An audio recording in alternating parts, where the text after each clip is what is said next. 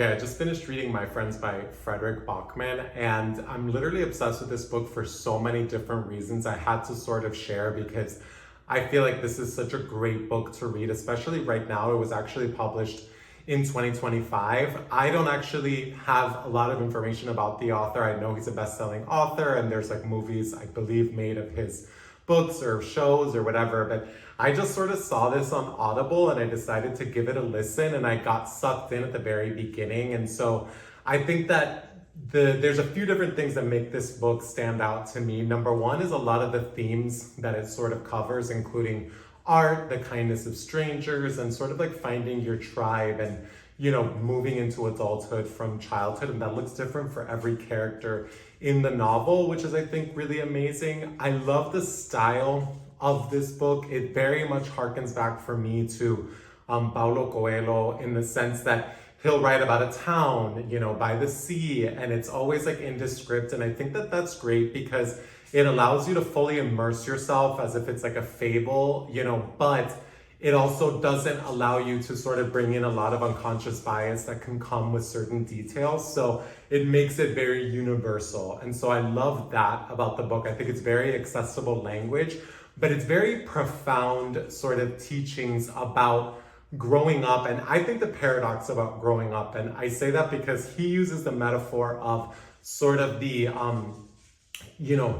high-speed train where Louisa and Ted go, at some point in the beginning. So a lot of the sort of main context of the novel takes place on, a train. And I feel like when you're Louisa's age, you're thinking that that's what life is, just a really high-speed linear train going in one direction. And I think that when you're Ted's age, you start to realize that, life is very cyclical. And so there really are very few straight lines. It's a lot of sort of like, going in circles. But I think that the idea is you sort of like change your habits and you have experiences so that, as those sort of cycles of life happen, you get enough information and enough experience to make your life better rather than worse. And I think that that's what growing up actually is. So, and I think that in terms of the novel, he certainly gets there. I think that the paradox that I'm talking about is perfectly represented in the sense that the train is going to Ted's hometown.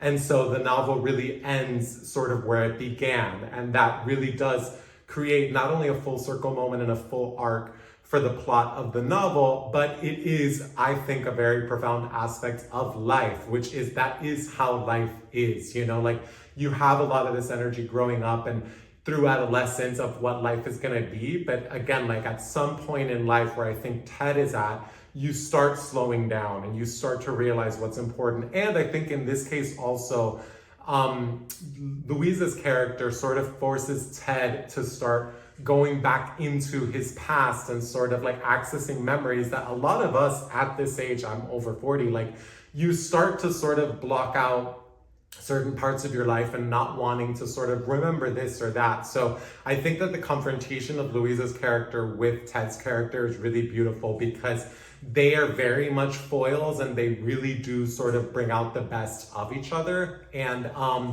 in terms of the kindness of strangers, I think not only is it like in the beginning with Louisa meeting the artist, but also the mom on the train giving the painting back, and I would say with Christian, the janitor with Kim early on in his life, allowing him to express himself, through art on the wall of the school. I think those are really strong examples. And then Christian's mom also at the end. Those are perfect examples of the kindness of strangers. People that didn't need to do something, but went above and beyond for somebody else because they're able to put themselves in somebody else's shoes and care for them without knowing them and without getting anything in return. And so I think that that lesson alone is totally worth reading this novel. But then I would say there's also the aspects of sort of art. And I think that the cover of the book being this painting that the artist's friends sort of had to do a lot of sacrificing in order to give him the supplies. And even though they, don't get him into the right art show, and that is a lot of the tension of the plot,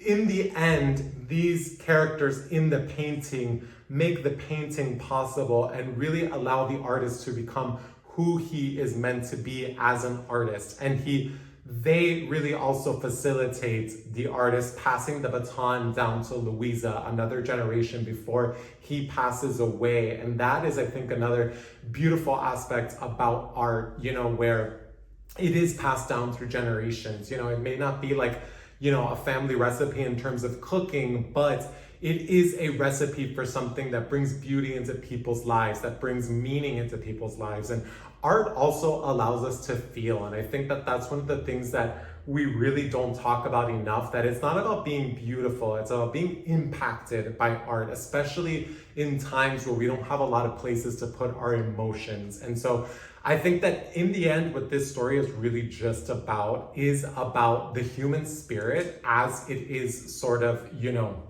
processed through not only growing up, but, creating art, finding your path, finding your tribe. All of these things are really beautifully interwoven into this very sort of like stylistically minimalist novel that is extremely impactful, and also just like, it's a really nice novel to live in. And it really actually, my final takeaway is very interesting because I sort of like have, this like anxiety wired brain where from the beginning of this novel toward the end was almost like expecting the worst. And I think that that is part of what the author wanted. I think it's how he created tension, but I think it's very interesting that the novel ends in a much more positive and beautiful way than I expected. And I think that that is one of the lessons that I'm taking away from this, aside from a lot of beautiful lessons about art,